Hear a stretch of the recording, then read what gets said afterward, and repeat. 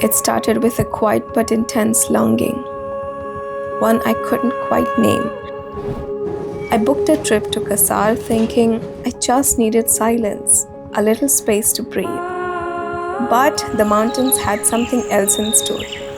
I did not expect them to break me open and then fill me up in ways I didn't know I needed.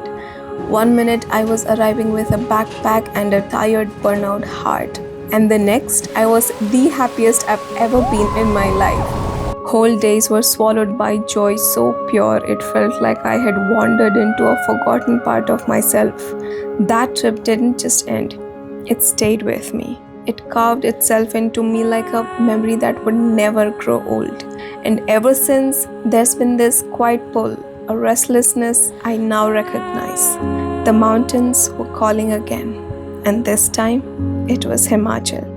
Hi, welcome back. And if you're new here, my name is Urvi. I document and turn my life into little stories. I remember the first breath I took when I arrived.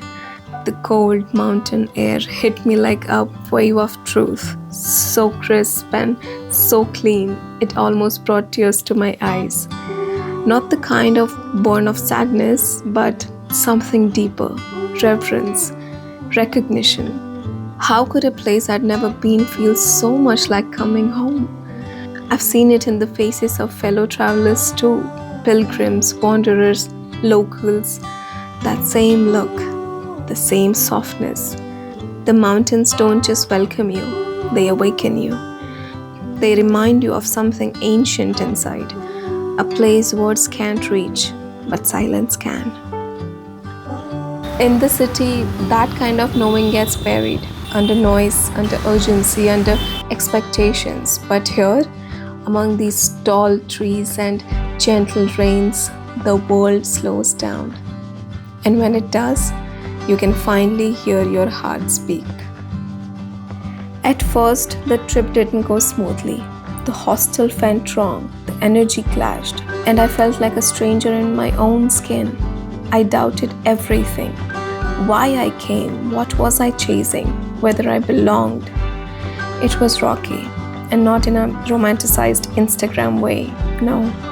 But about a week in, something shifted. A message from a friend hit me like a mirror. Stop counting what went wrong, start living through it. And they were right. I couldn't cling to the missteps. The days were moving. The mountains weren't waiting. So I let go. I had to. I stopped trying to control the experience and started living it. I walked more, sat longer, spoke less, and observed more. And slowly, the place began to open up to me.